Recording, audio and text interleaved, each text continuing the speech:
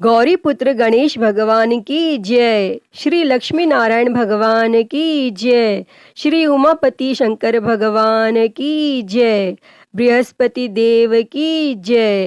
प्रिय भक्तजनों, आज हम इस वीडियो में बृहस्पतिवार की व्रत कथा सुनेंगे। बृहस्पतिवार व्रत को करने से मन की इच्छाएं पूरी होती हैं और बृहस्पति महाराज प्रसन्न होते हैं तथा धन, पुत्र, विद्या और मनवांछित फलों की प्राप्ति होती है। परिवार को सुख शांति मिलती है। इसीलिए यह व्रत सर्वश्रेष्ठ और अति फलदायक सभी स्त्री और पुरुषों के लिए है। इस व्रत में केले का पूजन करना चाहिए। कथा और पूजन के समय तन, मन, क्रम, वचन से शुद्ध होकर जो इच्छा हो बृहस्पति देव की प्रार्थना करनी चाहिए और उनकी इच्छाओं को बृहस्पति देव अवश्य पूर्ण करते हैं, ऐसा मन में दृढ़ विश्वास रखना चाहिए। तो भक्तजनों, आइए अब सुनते हैं बृहस्पतिवार की व्रत कथा। तो आप सभी भक्तजन बड़ी ही श्रद्धा, ध्यान पूर्वक और प्रसन्न चित्त मन से इस कथा को सुनिए। तो सभी प्रेम से बोलिए श्री लक्ष्मी नारायण भगवान की जय। बृहस्पति देव की जय। सर्व देवी देवता की जय। भारतवर्ष में एक राजा राज्य करता था। वह बड़ा प्रतापी और दानी था। वह नित्य गरीबों और ब्राह्मणों की सहायता करता था, लेकिन यह बात उसकी रानी को अच्छी नहीं लगती थी। वह ना ही गरीबों को दान देती और ना ही भगवान का पूजन करती थी और राजा को भी दान देने से मना किया करती थी। एक दिन राजा शिकार खेलने वन को गए हुए थे तो रानी महल में अकेली थी। उसी समय बृहस्पति देव साधु वेश में राजा के महल में भिक्षा के लिए गए और भिक्षा मांगी। तब रानी ने भिक्षा देने से इनकार किया और कहा, हे साधु महाराज, मैं तो दान पुण्य से तंग आ गई हूँ। मेरा पति सारा धन लुटाता रहता है।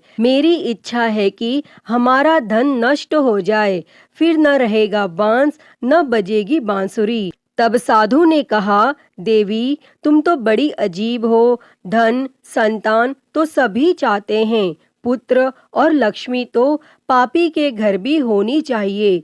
यदि तुम्हारे पास अधिक धन है तो भूखों को भोजन दो, प्यासों के लिए प्याऊ बनवाओ, मुसाफिरों के लिए धर्मशालाएं खुलवाओ और निर्धन अपनी कुंवारी कन्याओं का विवाह नहीं कर सकते, उनका विवाह करा दो।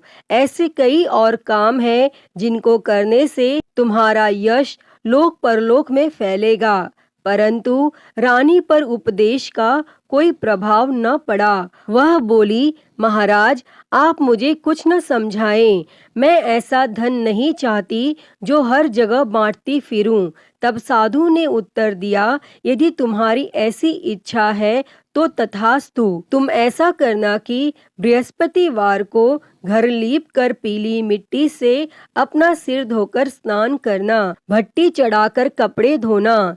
ऐसा करने से आपका सारा धन नष्ट हो जाएगा। और इतना कहकर वह साधु महाराज वहां से आलोप हो गए। तब साधु के अनुसार कही बातों को पूरा करते हुए रानी को केवल 3 बृहस्पतिवार ही बीते थे कि उसकी समस्त धन संपत्ति नष्ट हो गई और भोजन के लिए राजा का परिवार तरसने लगा। तब एक दिन राजा ने रानी से बोला कि हे रानी, तुम यहीं रहो, मैं दूसरे देश को जाता हूँ, क्योंकि यहाँ पर सभी लोग मुझे जानते हैं, इसीलिए मैं कोई छोटा कार्य नहीं कर सकता। तब ऐसा कहकर राजा परदेश चला गया और वहां वह जंगल से लकड़ी काटकर लाता और शहर में बेचता और इस तरह वह अपना जीवन व्यतीत करने लगा। इधर राजा के परदेश जाते ही रानी और दासी दुखी रहने लगे। एक बार जब रानी और दासी को 7 दिन तक बिना भोजन के रहना पड़ा तो रानी ने अपनी दासी से कहा, हे दासी, पास ही के नगर में मेरी बहन रहती है, वह बड़ी धनवान है, तू उसके पास जा और कुछ ले आ ताकि थोड़ी बहुत गुजर बसर हो जाए। तब दासी रानी की बहन के पास गई और उस दिन गुरुवार था और रानी की बहन उस समय बृहस्पतिवार व्रत की कथा सुन रही थी। तब दासी ने रानी की बहन को अपनी रानी का संदेश दिया, लेकिन रानी की बड़ी बहन ने कोई उत्तर नहीं दिया। और जब दासी को रानी की बहन से कोई उत्तर नहीं मिला तो वह बहुत दुखी हुई और उसे क्रोध भी आया और दासी ने वापस आकर रानी को सारी बात बता दी। तब सुनकर रानी ने अपने भाग्य को कोसा और उधर रानी की बहन ने सोचा कि मेरी बहन की दासी आई थी, परंतु मैं उससे नहीं बोली और इससे वह बहुत दुखी हुई होगी। और वह कथा सुनकर और पूजन समाप्त करके अपनी बहन के घर आई और कहने लगी, मैं बृहस्पतिवार का व्रत कर रही थी, तुम्हारी दासी मेरे घर आई थी, परंतु जब तक कथा होती है तब तक न तो उठते हैं और न ही बोलते हैं, इसीलिए मैं नहीं बोली। कहो दासी क्यों गई थी? तब रानी बोली, बहन तुमसे क्या छिपाऊं, हमारे घर में खाने तक को अनाज नहीं था। और ऐसा कहते कहते रानी की आंखें भर आई। उसने दासी समेत पिछले 7 दिनों में भूखे रहने तक की बात अपनी बहन को विस्तार पूर्वक सुना दी। तब रानी की बहन बोली, देखो बहन, भगवान बृहस्पति देव सबकी मनोकामना को पूर्ण करते हैं। देखो शायद तुम्हारे घर में अनाज रखा हो। पहले तो रानी को विश्वास नहीं हुआ, पर बहन के आग्रह करने पर उसने अपनी दासी को अंदर भेजा तो उसे सचमुच अनाज से भरा एक घड़ा मिल गया और यह देखकर दासी को बड़ी हैरानी हुई। तब दासी रानी से कहने लगी, हे रानी, जब हमको भोजन नहीं मिलता तो हम व्रत ही तो करते हैं, इसीलिए क्यों न इनसे व्रत और कथा की विधि पूछ ली जाए ताकि हम भी व्रत कर सकें। और तब रानी ने अपनी बहन से बृहस्पतिवार व्रत के बारे में पूछा। तब उसकी बहन ने बताया, बृहस्पतिवार के व्रत में चने की दाल और मुनक्का से विष्णु भगवान का केले की जड़ में पूजन करें तथा दीपक जलाएं, व्रत कथा सुनें और पीला भोजन ही करें, इससे बृहस्पति देव प्रसन्न होते हैं। व्रत और पूजन विधि बताकर रानी की बहन अपने घर को लौट गई और 7 दिन के बाद जब गुरुवार आया तो रानी और दासी ने व्रत रखा। गुड़साल में जाकर चना और गुड़ लेकर आई, फिर उससे केले की जड़ तथा विष्णु भगवान का पूजन किया। और अब पीला भोजन कहाँ से आए, इस बात को लेकर दोनों बहुत दुखी थी। चूंकि उन्होंने व्रत रखा था, इसीलिए बृहस्पति देव उनसे प्रसन्न थे। इसीलिए वे एक साधारण व्यक्ति का रूप धारण कर 2 थालों में सुंदर पीला भोजन दासी को दे गए। और तब भोजन पाकर दासी प्रसन्न हुई और फिर रानी के साथ मिलकर भोजन ग्रहण किया और उसके बाद वे सभी गुरुवार को व्रत और पूजन करने लगी। बृहस्पति भगवान की कृपा से उनके पास फिर से धन संपत्ति आ गई, परंतु रानी फिर से पहले की तरह आलस्य करने लगी। तब दासी बोली, देखो रानी, तुम पहले भी इस प्रकार आलस्य करती थी, तुम्हें धन रखने में कष्ट होता था और इस कारण सब धन नष्ट हो गया। और अब जब भगवान बृहस्पति की कृपा से धन मिला है तो तुम्हें फिर से आलस्य होता है। और रानी को समझाते हुए दासी कहती है कि बड़ी मुसीबतों के बाद हमने यह धन पाया है, इसीलिए हमें दान पुण्य करना चाहिए, भूखे मनुष्यों को भोजन कराना चाहिए और धन को शुभ कार्यों में खर्च करना चाहिए, जिससे तुम्हारे कुल का यश बढ़ेगा, स्वर्ग की प्राप्ति होगी और पितर प्रसन्न होंगे। और तब दासी की बात मानकर रानी अपना धन शुभ कार्यों में खर्च करने लगी, जिससे पूरे नगर में उसका यश फैलने लगा। और बृहस्पतिवार व्रत कथा के बाद श्रद्धा के साथ आरती की जानी चाहिए। इसके बाद प्रसाद बांटकर उसे ग्रहण करना चाहिए। और यहाँ एक दिन राजा दुखी होकर जंगल में एक पेड़ के नीचे आसन जमाकर बैठ गया। वह अपनी दशा को याद करके व्याकुल होने लगा और बृहस्पतिवार का दिन था। एकाएक उसने देखा कि निर्जन वन में एक साधु प्रकट हुए और वह साधु वेश में स्वयं बृहस्पति देवता थे।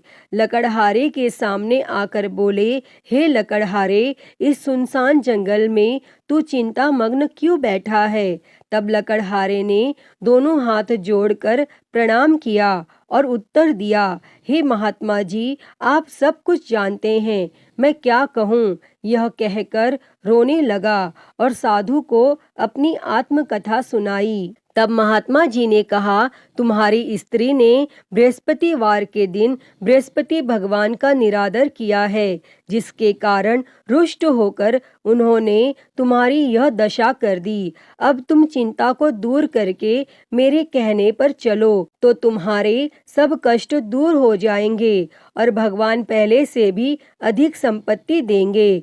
तुम बृहस्पति के दिन कथा किया करो। 2 पैसे के चने मुनक्का लाकर उसका प्रसाद बनाओ और शुद्ध जल से लोटे में शक्कर मिलाकर अमृत तैयार करो। कथा के पश्चात अपने सारे परिवार और सुनने वाले प्रेमियों में अमृत व प्रसाद बांटकर आप भी ग्रहण करो। ऐसा करने से भगवान तुम्हारी सब मनोकामनाएं पूरी करेंगे। तब साधु के ऐसे वचन सुनकर लकड़हारा बोला, हे प्रभु, मुझे लकड़ी बेचकर इतना पैसा नहीं मिलता जिससे भोजन के उपरांत कुछ बचा सकूं। मैंने रात्रि में अपनी स्त्री को व्याकुल देखा है। मेरे पास कुछ भी नहीं जिससे मैं उसकी खबर मंगा सकूं। तब साधु ने कहा, हे लकड़हारे, तुम किसी बात की चिंता मत करो। बृहस्पति के दिन तुम रोजाना की तरह लकड़ियां लेकर शहर को जाओ।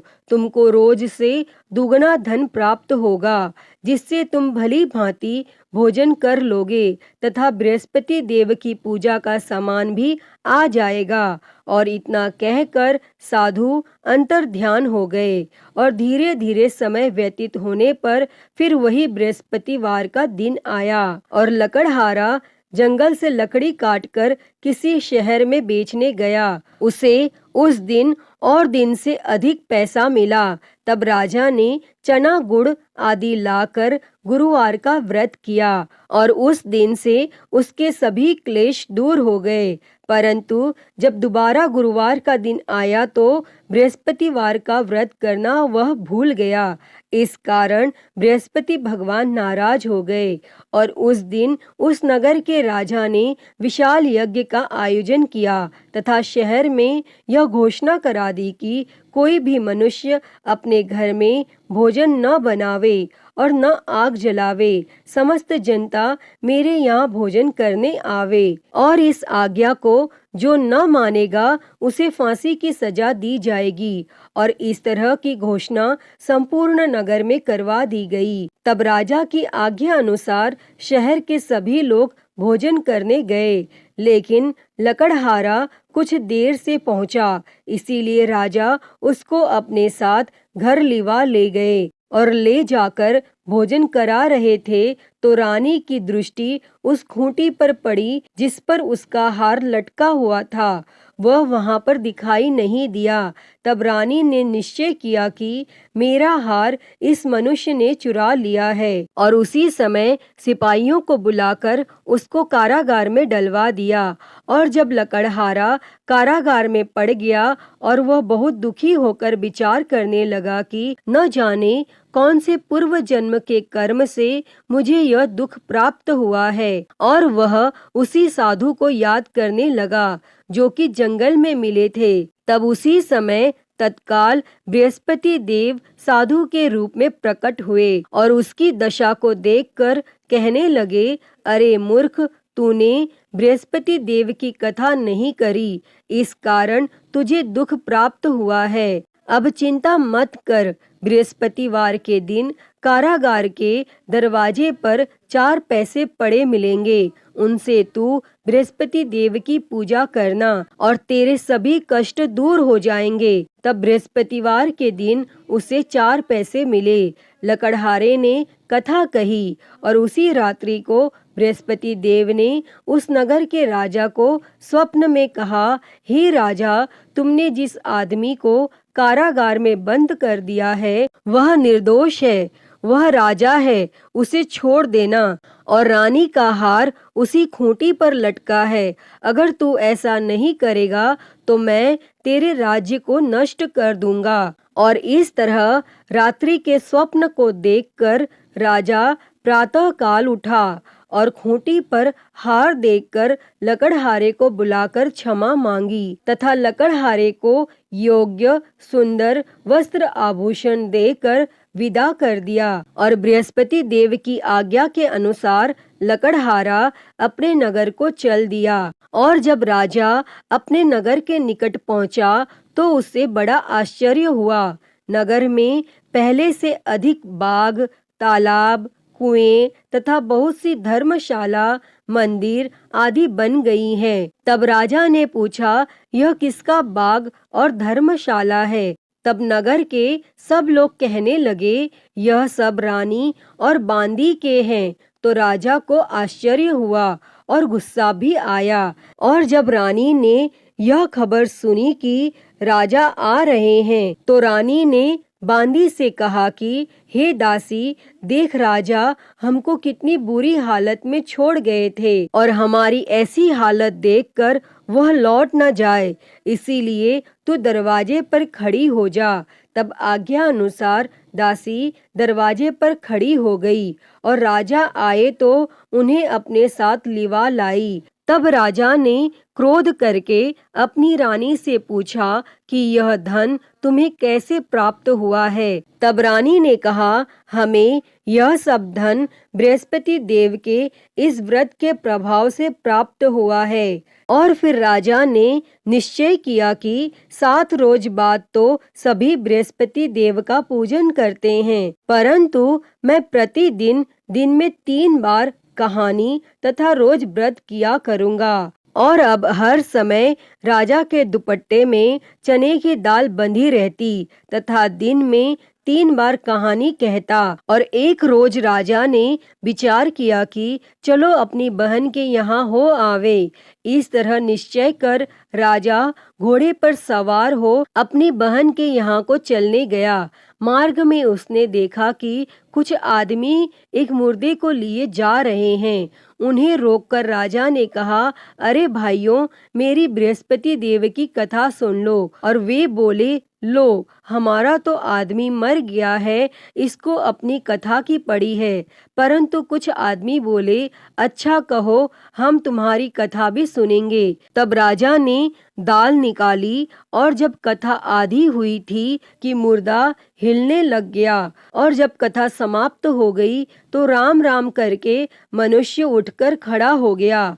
और आगे मार्ग में उसे एक किसान खेत में हल चलाता मिला। तब राजा ने उसे देखकर उससे बोले, अरे भैया, तुम मेरी बृहस्पतिवार की कथा सुन लो। तब किसान बोला, जब तक मैं तेरी कथा सुनूंगा तब तक 4 हरिया जोत लूंगा। जा अपनी कथा किसी और को सुना।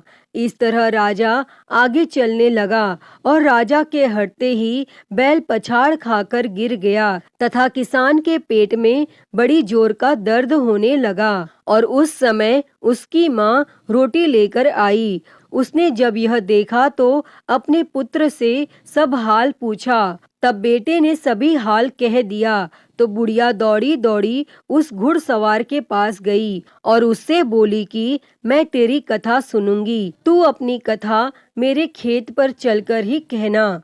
तब राजा ने बुढ़िया के खेत पर जाकर कथा कही और जिसके सुनते ही वह बैल उठ खड़ा हुआ तथा किसान के पेट का दर्द भी बंद हो गया। और राजा अपनी बहन के घर पहुंचा और बहन ने भाई की खूब मेहमानी की। दूसरे रोज प्रातः काल राजा जगा तो वह देखने लगा कि सब लोग भोजन कर रहे हैं। तब राजा ने अपनी बहन से कहा, ऐसा कोई मनुष्य है जिसने भोजन नहीं किया हो, मेरी बृहस्पतिवार की कथा सुन ले। तब बहन बोली, हे भैया, यह देश ऐसा ही है कि पहले यहाँ लोग भोजन करते हैं, बाद में अन्य काम करते हैं। अगर कोई पड़ोस में हो तो देख आऊं। और वह ऐसा कहकर देखने चली गई, परंतु उसे कोई ऐसा व्यक्ति नहीं मिला जिसने भोजन न किया हो। अतः वह एक कुम्हार के घर गई जिसका लड़का बीमार था। उसे मालूम हुआ कि उनके यहाँ 3 रोज से किसी ने भोजन नहीं किया है। तब रानी ने अपने भाई की कथा सुनने के लिए कुम्हार से कहा और वह तैयार हो गया। तब राजा ने जाकर बृहस्पतिवार की कथा कही, जिसको सुनकर उसका लड़का ठीक हो गया और अब तो राजा की प्रशंसा होने लगी। फिर एक रोज राजा ने अपनी बहन से कहा कि हे बहन, हम अपने घर को जाएंगे, तुम भी तैयार हो जाओ। राजा की बहन ने अपनी सास से कहा। सास ने कहा, हाँ चली जा, परंतु अपने लड़कों को मत ले जाना, क्योंकि तेरे भाई की कोई औलाद नहीं है।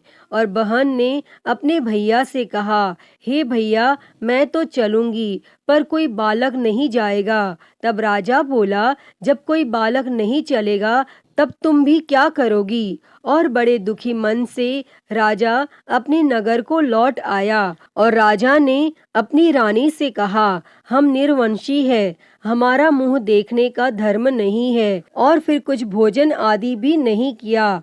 तब रानी बोली, हे प्रभु, बृहस्पति देव ने हमें सब कुछ दिया है, वह हमें औलाद अवश्य देंगे।